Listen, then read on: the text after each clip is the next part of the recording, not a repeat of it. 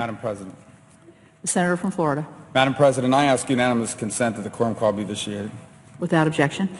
Madam President, I'm here today to talk about the Zika virus, which we've been hearing a lot about in the news lately. It's a virus that has first begun to appear, and well, obviously been around for a long time, but we've begun to see it in the news lately with regards to its implications in Brazil and in Latin America. But it's now found itself here in the United States.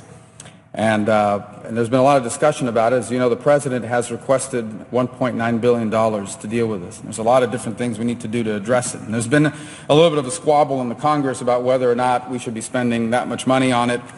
So one of the things I argued for, and it's happened, is that we should take some of the money that was set aside for Ebola. When the Ebola crisis was going on, it was about $500 million of that had been unspent.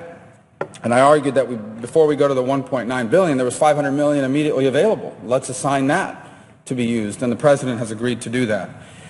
But there's still a shortfall on this issue, and it does need to be addressed, and I hope that we can find a way to address it. And obviously my political differences with the policies of the White House are well known and established, but this is an issue where I hope we'll be supportive of this request. And to be abundantly clear, it's not just about throwing money at it. We have to make sure that the money is being spent on the right things. It's not just saying, here's $1.9 billion and to throw the money at Zika. You want to make sure, number one, that it's all being spent dealing with the virus. Oftentimes in this place, when money is assigned for a catastrophe or a disaster or anything like this, and a breakout of a disease, suddenly you see all kinds of other ideas and programs attached to it that have nothing to do with the primary reason for why the money is being spent. And so we want to make sure, number one, that if there's $1.9 billion that's going to be spent on this, that all of it is spent on this and not on some other things. The second is we want to make sure the money's being spent on the right things. And what are the right things? Well, we've discussed those over the last few days. One of the most important things that needs to happen long term is the money necessary for the basic research to incentivize the vaccine. There's the belief that they can pretty quickly get to a vaccine that will protect people from this. So that's important. I think there needs to be thought put into the testing. Testing for the Zika virus today is less than reliable. There's not a commercially available test. For example, in Florida, if you want to be tested for Zika, it has to be through the State Department of Health. You can't just go down to Quest Laboratory or one of the providers of lab tests and get it. There's not a commercially available test. So that has to be improved as well.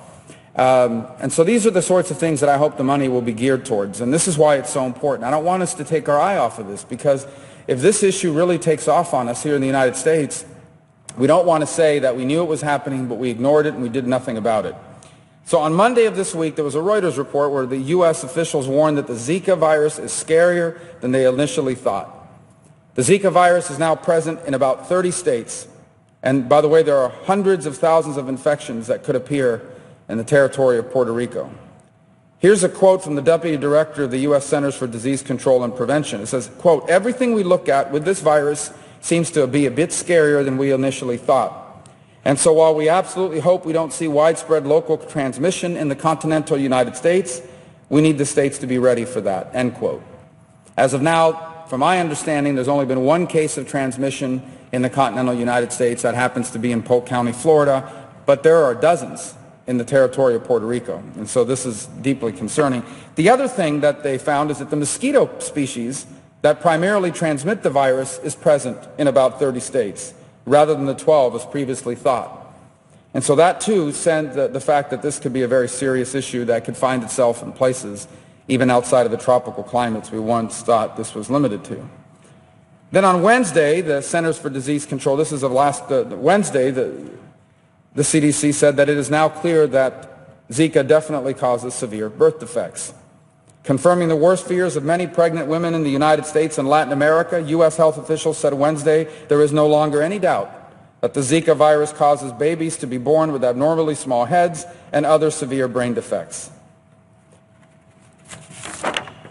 And this is something that now, looking at what's happened in Brazil and other parts of the country, there's now real concern about what this can mean for pregnant women and the ability to transmit that to their children or to their unborn child, and the effects of it are devastating.